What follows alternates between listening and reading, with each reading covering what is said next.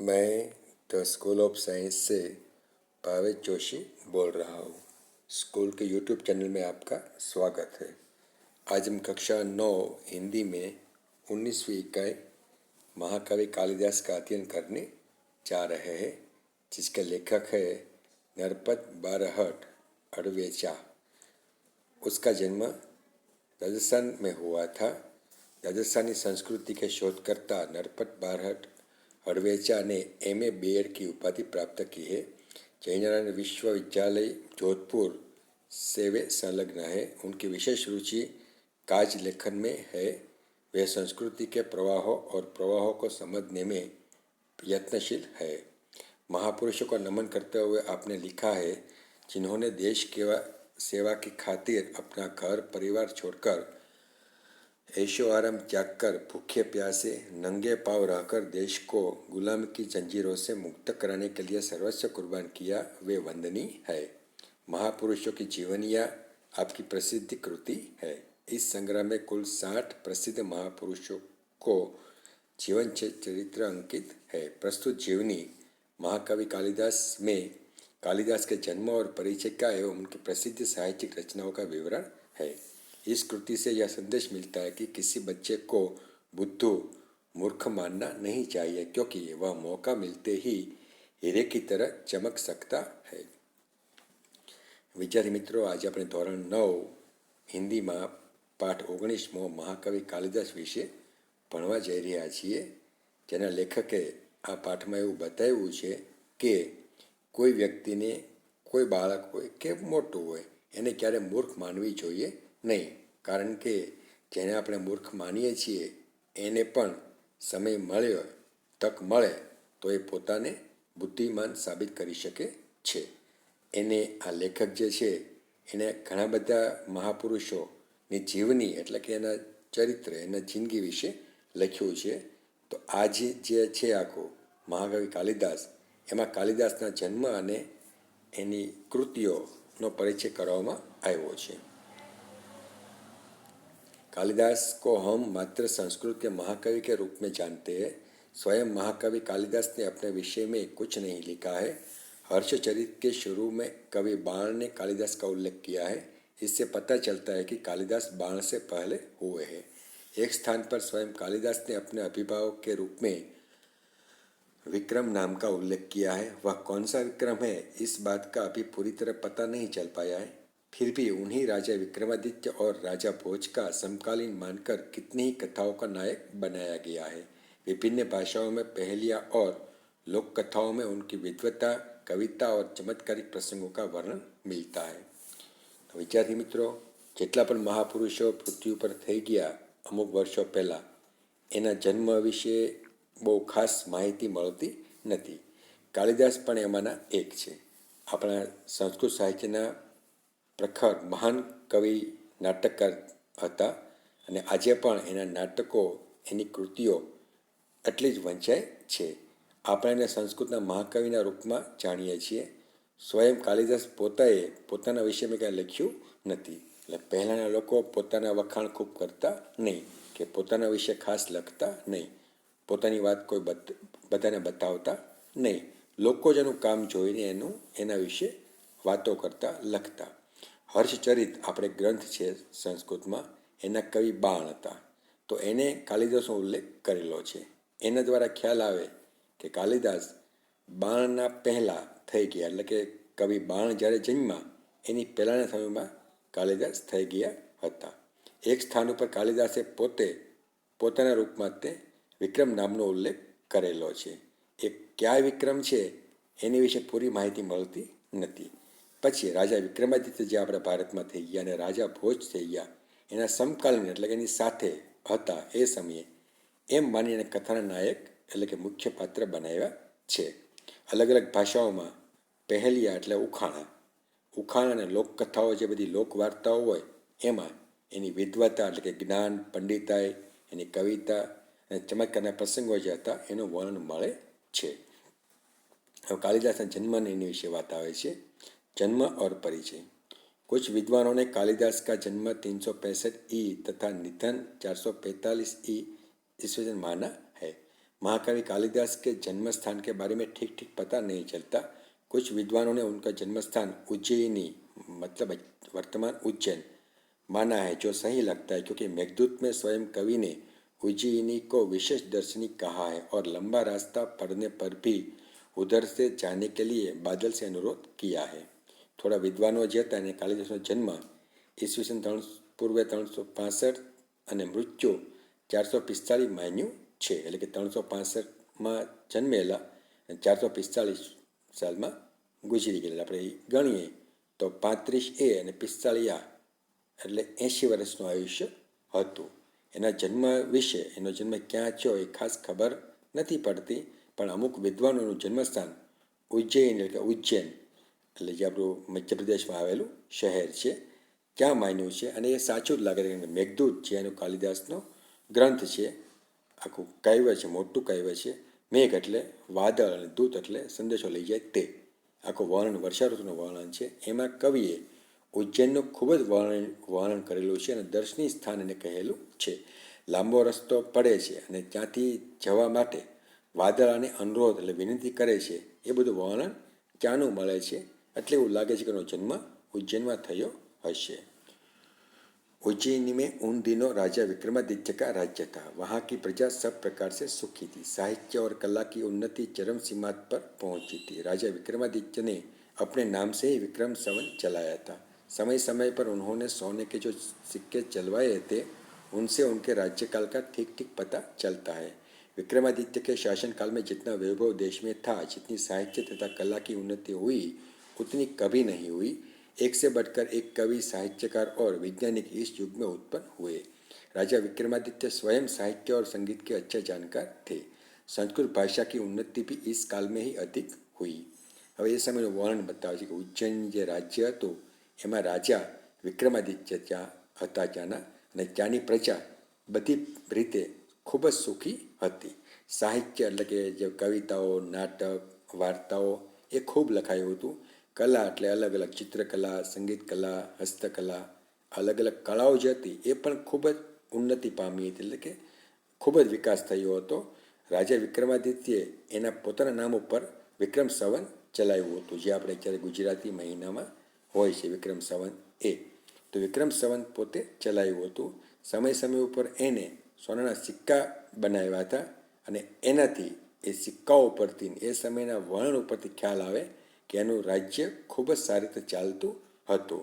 વિક્રમાદિત્યના શાસનકાળમાં જેટલો વૈભવ, સમૃદ્ધિ દેશમાં હતી, જેટલું સાહિત્ય હતું, જેટલી કળાઓ હતી, જે સુંદર સુંદર ચાલતી હતી, વિકાસ પામતી હતી, એટલી બીજા કોઈમાં થતી નહીં. એકથી વધીને એક મોટા મોટા કવિઓ, સાહિત્યકારો, લેખકો, વૈજ્ઞાનિકો આ યુગમાં ઉત્પન્ન થયા, એટલે કે જન્મ્યા અને વિકસ્યા. રાજા વિક્રમાદિત્ય પોતે પણ સાહિત્ય અને સંગીતના ખૂબ જ સારા જાણકાર હતા. સંસ્કૃત ભાષાનો ખૂબ જ વિકાસ આ સમયમાં થયો હતો. अपने पूर्व जीवन में बुद्धू माने जाने वाले कालिदास विक्रमादित्य के दरबारी कवियों में सर्वश्रेष्ठ थे। कालिदास के अतिरिक्त 8 और कवि भी दरबार में थे जो नवरत्न कहलाते थे। कालिदास के विषय में कहा जाता है कि वे युवावस्था तक निरक्षर थे। जिस डाल पर बैठते उसे ही काटते थे। निरक्षर होने पर भी वह इतने विद्वान और महाकवि किस तरह बन गए, इसकी भी एक बड़ी विचित्र और रोचक कहानी है।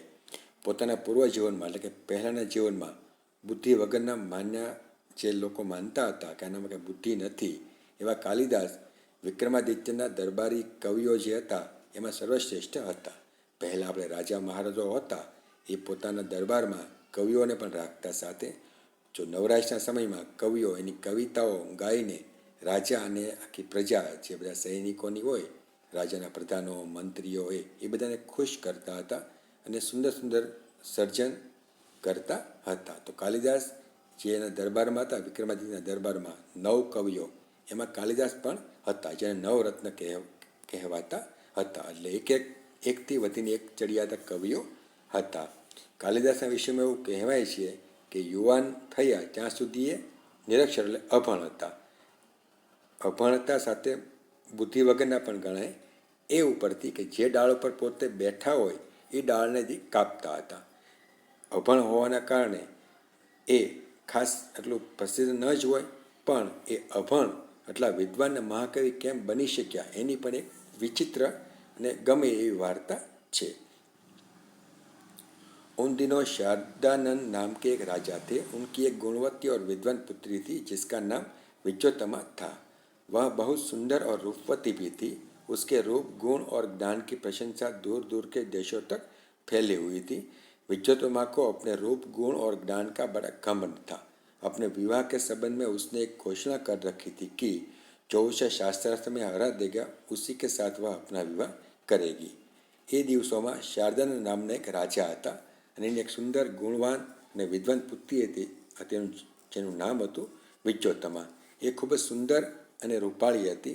સાથે સાથે એના રૂપ ગુણ અને જ્ઞાન ખૂબ હતા અને એના કારણે એના દૂર દૂર સુધી વખાણ થતા હતા કે આ રાજાની આટલી સુંદર બુદ્ધિશાળી રાજકુમારી છે અને દૂર દૂર સુધી વખાણ થતા હતા અને વિચ્યોત્તમાને તે એના સૌંદર્યનું એના ગુણનું અને જ્ઞાન એટલે કે આવડતનું ખૂબ અભિમાન હતું ઘમંડ હતો અને એના વિવાહ માટે એક એવી ઘોષણા કરવામાં આવી હતી એટલે જાહેરાત કરવામાં આવી હતી કે જે મારી પુત્રી સાથે શાસ્ત્રાર્થ કરશે એટલે કે શાસ્ત્રોની ચર્ચા કરશે અને શાસ્ત્રોની ચર્ચામાં મારી પુત્રીને હરાવશે એની સાથે એના લગ્ન થશે। उसकी इस घोषणा की जानकारी जैसे जैसे पास पड़ोस के देशों तक पहुंचती गई वहाँ वहाँ के विद्वान तथा पंडित विच्योत्तमा से शास्त्रार्थ करने के लिए आने लगे। लेकिन विद्वान या पंडितों को बड़ी ग्लानि का अनुभव हो रहा था और वे इसका बदला लेने का उपाय सोचने लगे थे। विद्वान और पंडितों ने मिलकर तय किया कि विच्योत्तमा का विवाह किसी मूर्ख से करवा दिया जाए तो इसका घमंड टूट जाएगा और वे अपने अपमान का बदला भी ले सकेंगे। अतः अब वे ऐसे एक मूर्ख की तलाश में रहने लगे। संयोग से उन्हें एक दिन एक ऐसा ही मूर्ख युवक मिल गया। वह पेड़ की जिस डाल पर बैठा था उसे ही काट रहा था।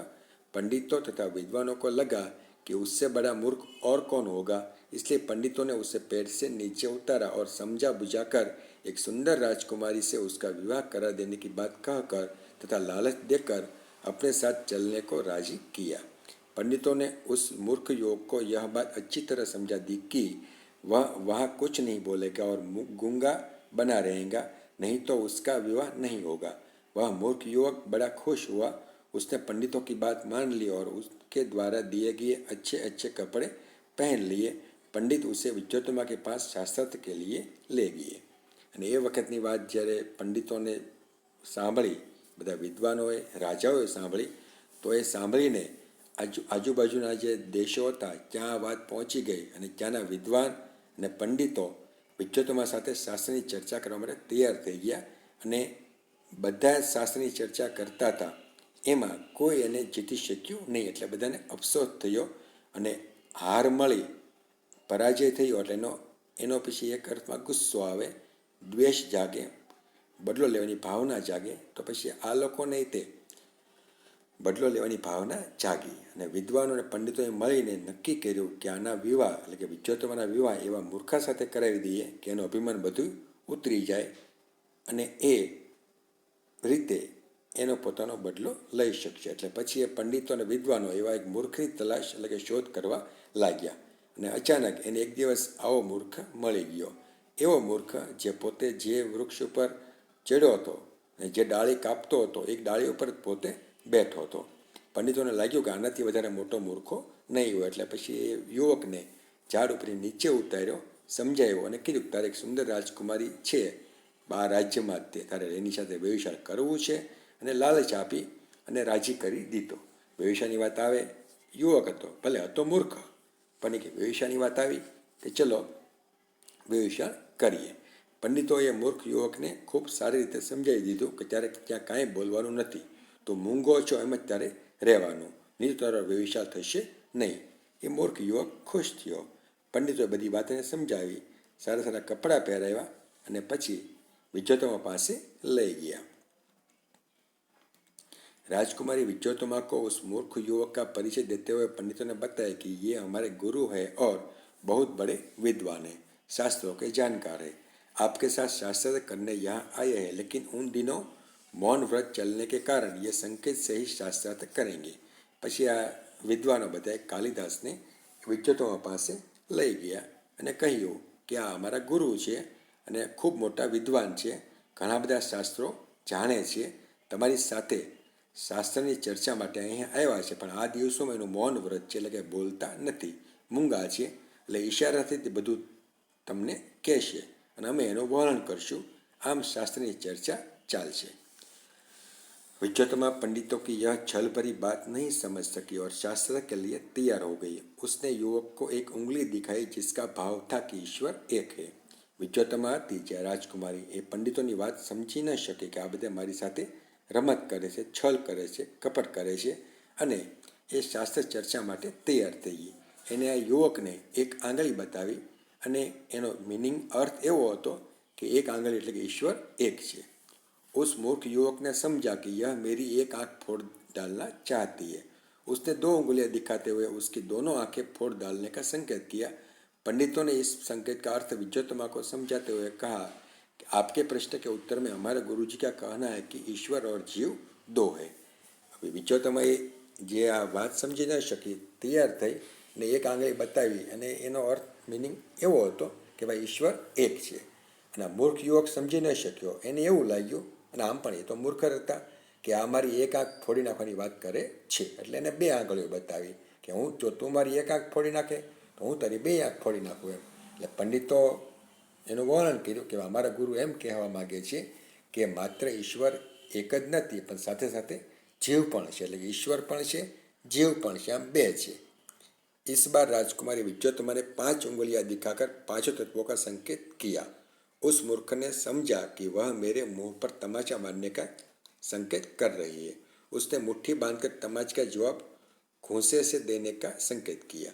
पंडितों ने इस बात भी विज्जोत्तमा को इस संकेत का अर्थ बताते हुए कहा, आपने 5 उंगलियों से 5 तत्वों का संकेत किया था, लेकिन हमारे गुरुजी का कहना है कि 5 तत्वों के मिलने से ही सृष्टि का निर्माण होता है, अलग अलग रहने में नहीं. આ પછી રાજકુમારી વિજ્જોત્તમાને 5 આંગળીઓ બતાવી. એના દ્વારા જે 5 તત્વ છે તે પૃથ્વી, જળ, વાયુ, અગ્નિ, પૃથ્વી, જળ, વાયુ, અગ્નિ અને આકાશ, આ 5 તત્વ પંચતત્વ જે કહેવાય, પંચમહાભૂત. તો એ તત્વનો સંકેત કર્યો અને આ મૂર્ખે એમ સમજ્યો કે એ મારા મોઢા ઉપર ઝાપડ મારવાનો સંકેત કરે છે. એટલે એને એનો અર્થ મુઠ્ઠી પોતાની વાળીને એમ કીધું કે હું જો તું મને એક ઝાપડ મારી તો હું તને ઘૂસતો મારીશ, એ રીતે. પંડિતોએ એવો અર્થ કર્યો કે તમે 5 આંગળીઓ બતાવી, 5 તત્વો વિશે કહ્યું, પણ અમારા ગુરુજી એમ કહે છે કે 5 તત્વ ભેગા થાય એટલે કે આકાશ, પૃથ્વી, જળ, વાયુ અને અગ્નિ, એ 5 ભેગા થાય તો જ સૃષ્ટિનું નિર્માણ થાય છે. अलग अलग હોય તો થતું નથી. इस तरह उपरोक्त शास्त्रार्थ में विज्जोत्तमा ने उस मूर्ख युवक से अपनी हार मान ली और दोनों का विवाह धूमधाम से पंडितों ने करवा दिया. एक दिन की बात है, एक ऊँट की बोली सुनकर वह मूर्ख युवक अपना मौन व्रत भूलकर यकाएक बोल बैठा, ऊँट ऊँट. આ રીતે ચર્ચા કરતાં કરતાં વિજ્જોત્તમાએ પોતાની હાર સ્વીકારી લીધી અને બંનેના વિશાળ લગ્ન થઈ ગયા. ધામધૂમથી પંડિતોએ લગ્ન કરાવી આપ્યા. એક દિવસની વાત છે, એક ઊંટ બોલ્યું.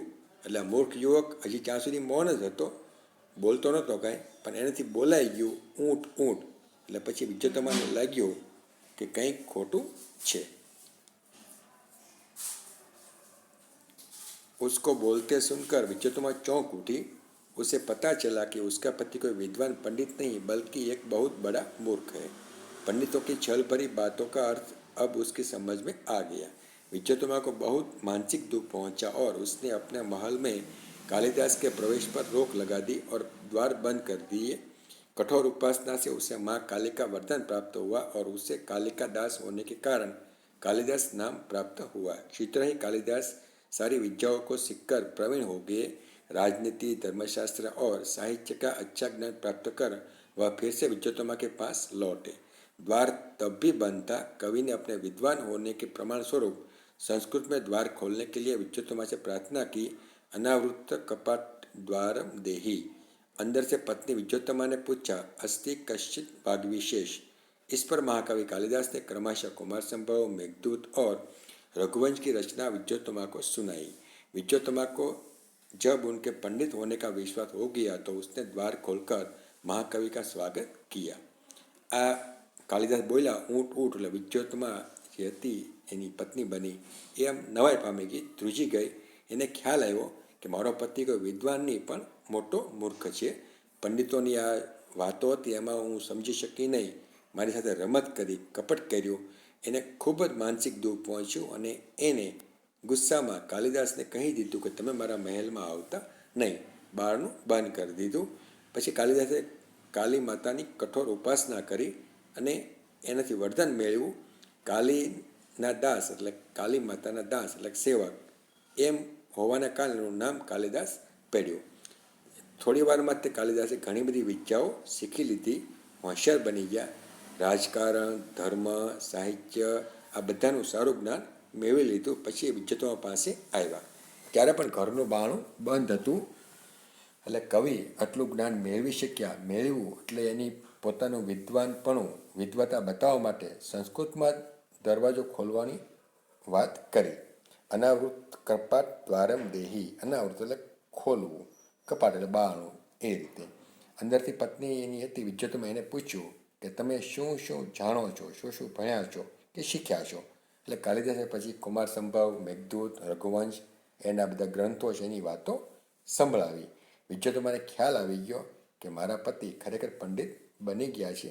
પછી એને બારણું ખોલીને એનું સ્વાગત કર્યું. कालिदास को हर क्षेत्र का गहरा अनुभव था. प्रकृति का जैसा वर्णन उनके साहित्य में मिलता है वैसा कहीं नहीं मिलता. उन्हें प्रकृति के बिना मनुष्य जीवन अधूरा दिखाई पड़ता था. कालिदास की उपमाएं विश्व विख्यात है, उनकी कोई तुलना नहीं, उसका कोई जोड़ नहीं. चरित्र चित्रण में भी महाकवि कालिदास की तुलना नहीं की जा सकती. उनकी कोई बराबरी नहीं कर सकता. उसके पात्रों का व्यक्तित्व अपनापन लिए रहता है. हर बात बड़ी ही स्वाभाविकता से उपस्थित होती है. कालिदास अपने काव्य तथा नाटक के द्वारा बार बार यही बताना चाहते हैं कि राजा प्रजा का शासक ही नहीं, उसका रक्षक और पिता भी है. उन दिनों समाज में नारी का क्या स्थान था, इस बात का पता भी हमें कवि कालिदास की रचनाओं में मिलता है. समाज में नारी को सम्मान और श्रद्धा की दृष्टि से देखा जाता था और उसे नृत्य, संगीत, चित्रकला आदि की शिक्षा दी जाती थी. કાલિદાસના વિશે વાત કરીએ તો કાલિદાસને દરેક ક્ષેત્રનો ખૂબ જ ઊંડો અનુભવ હતો. પ્રકૃતિનું વર્ણન, કુદરતનું વર્ણન જે એણે કરેલું છે એના સાહિત્યમાં એવું કાંઈ મળતું નથી. એને પ્રકૃતિ વગર માણસનું જીવન અધૂરું લાગે છે. એને જે ઉપમાઓ આપેલી છે અલગ અલગ, આની સરખામણી આની સાથે, આની સરખામણી આની સાથે, એ આખી દુનિયામાં પ્રખ્યાત છે. કોઈ તુલના બરાબર કરી શકે નહીં. એની જોડ, એની જેવું બીજું મળે નહીં.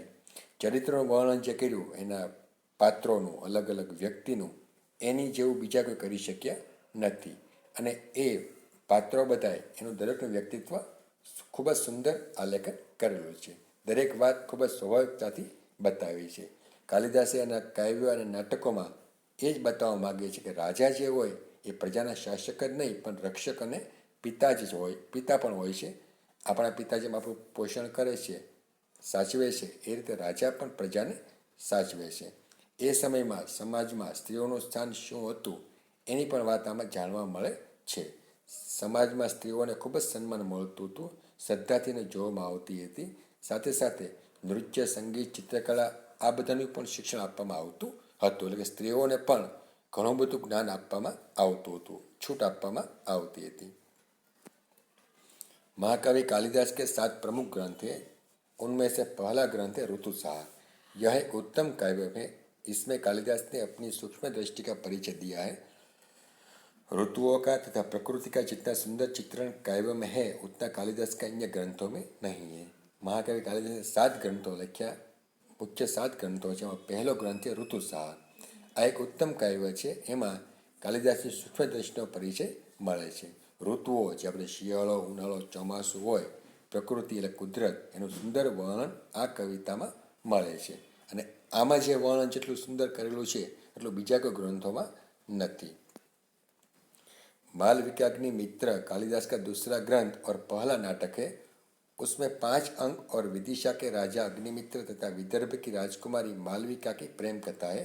तीसरा ग्रंथ विक्रमवर्षियम कालिदास का दूसरा नाटक है. इसमें 5 अंक है तथा महाराज पुरूरवा और उर्वशी की प्रेम कथा का चित्रण किया गया है. कुमार संभव का काव्य है और इसमें शिव पार्वती के विवाह से लेकर कुमार कार्तिकेय के जन्म और उसके द्वारा तारकासुर के वध तक की कथा का वर्णन है। मेघदूत कालिदास का 5वां ग्रंथ है। यह भी एक खंड काव्य है और इसके शुरू में कालिदास ने बादल को दूत बनाकर कुबेर की नगरी अलकापुरी तक का मार्ग बताया है। इसके उत्तरार्ध में यक्ष ने अपनी विरहिणी प्रिया को पहचानने के उपाय मेघ को बताए हैं और अपना संदेश दिया है। इस काव्य में वर्षाकाल और विरह का वर्णन खूब निखरा है। इसमें भारत के भूगोल की भी अच्छी जानकारी दी गई है। માલવિકાગ્નિ મિત્ર કાલિદાસનો બીજો ગ્રંથ અને પહેલું નાટક છે। એમાં 5 અંક છે અલગ અલગ। આપણે કેમ સિરિયલમાં અલગ અલગ હપ્તા આવતા હોય, આજે આવે, કાલે આવે, પરમ દિવસે આવે, એમ 5 અંક છે।